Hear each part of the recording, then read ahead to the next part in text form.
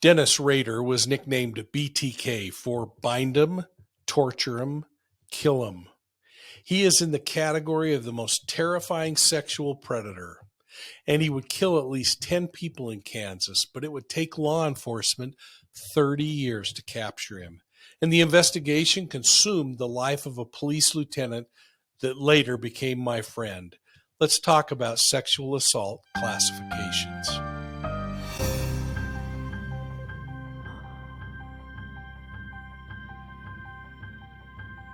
Well, welcome to Profiling Evil. If you're new to the channel, thanks for joining. And if you're one of my university students or a longtime channel member, welcome back and thanks again for your support. Hey folks, either way, please take a moment and hit that like and subscribe button. It really does help us. Now, let's talk profiling.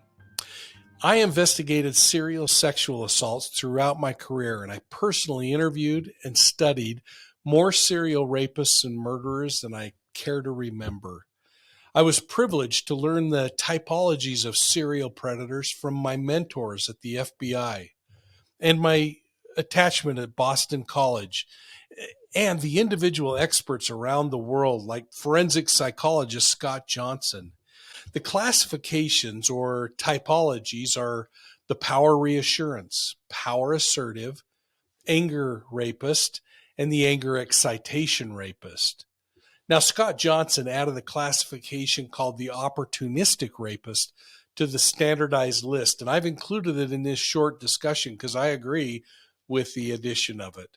Now, let's explore the classifications or typologies a little bit further. Each sexual assault case needs to be independently examined for the method and manner of the crime. This examination reveals personality characteristics that are consistent with different types of offenders. A great amount of sensitivity and caution is needed when looking at these kinds of crimes, and all aspects of verbal and nonverbal evidence have to be considered. Survivors are traumatized by the event, and their lives shouldn't be publicly examined or exposed. That would further traumatize them, and it's just plain inappropriate. Examining how the crime was committed and what is learned from the different forms of evidence collected helps us understand the motivation for the crime, the victim selection process, and even the fantasies that are involved. The depressing news in these kinds of typologies are that they're more accurate when there are more serial events to examine. In some cases, the offender may choose to assault the victim as an afterthought. And that's the one I want to talk about first, the opportunistic rapist.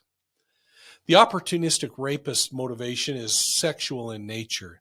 These types of assaults occur when the perpetrator and the victim come into contact with each other during the commission of some other crime, like a burglary, for instance, where the predator discovers an employee in the business while stealing from it. These kinds of rapes are more of an afterthought. So kind of keep that in mind as we talk about opportunistic rapists. Now, I want to explore the more traditional typologies.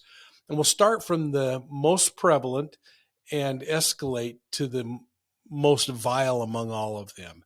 Let's talk about the power reassurance rapist. This is the most prevalent of serial sexual predators. The purpose of this offender's attack is kind of twofold.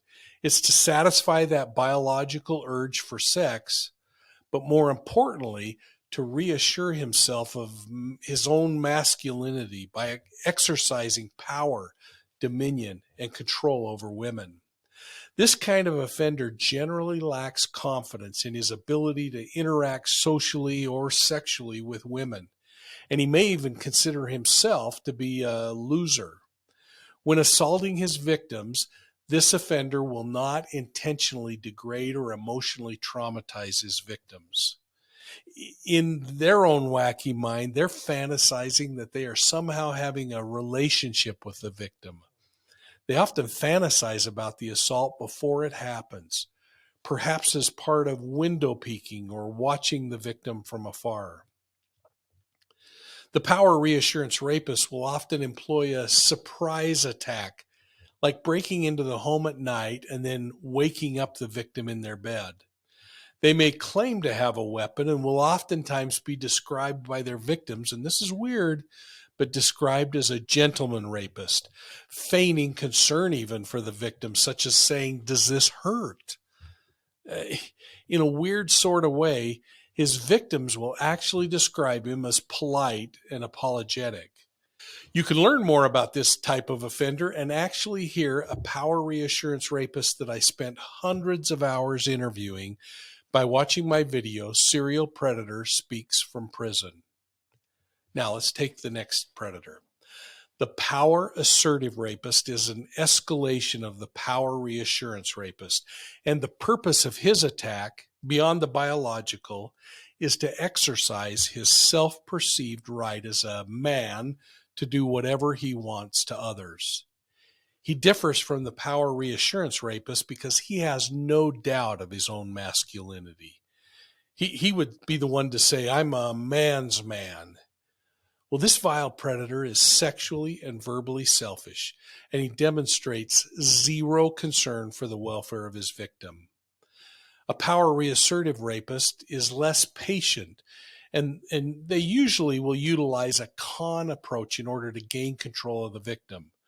For instance, he may show up at a woman's apartment door saying that he's with the cable company and that he needs to check the equipment inside. Well, once he gets inside the apartment, he becomes violent and controlling. This offender may sexually assault the victim multiple times and in multiple ways. He shows less patience than the power reassurance rapist in so many different ways before, during, and after the assault. Now, we're escalating here, folks.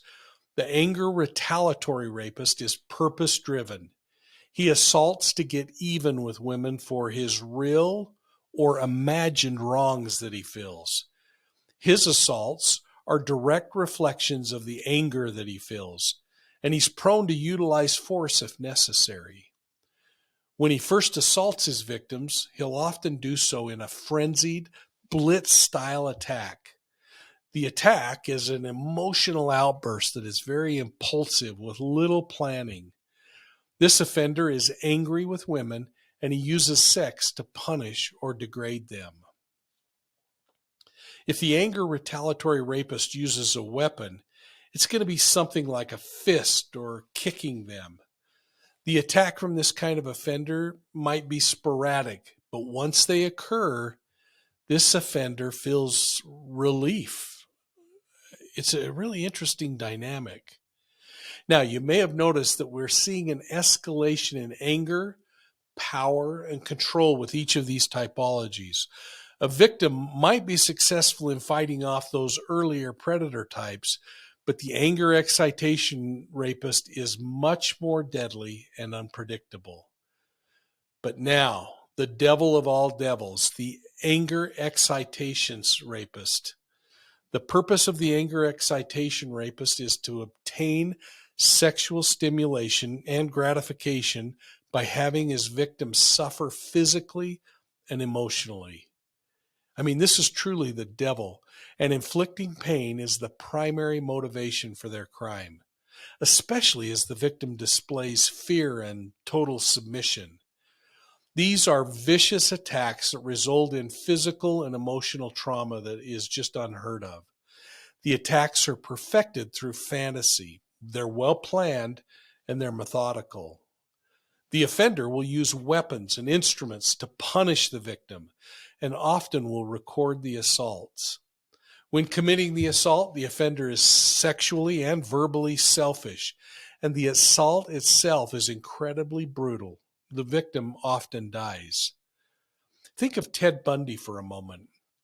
This offender would use this con approach in order to get control of his victims. Once he had control, he'd quickly immobilize the victim with bindings, etc., and take the victim to a pre-selected location where he would further terrorize them, assault them, and in most cases, murder them.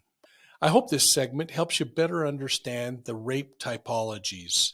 It should help you better understand overall the other principles that we've been talking about in the Profiling Evil Academy. So thanks for listening, and please hit that like and subscribe button. It really does help us out. And remember that you can find Profiling Evil on YouTube, Instagram, and Facebook and Twitter. And if you like podcasts, check out our podcasts at your favorite podcast platform. And of course, don't forget, you can find us at profilingevil.com on the web. So thanks for supporting us, and we'll see you soon at the next crime scene.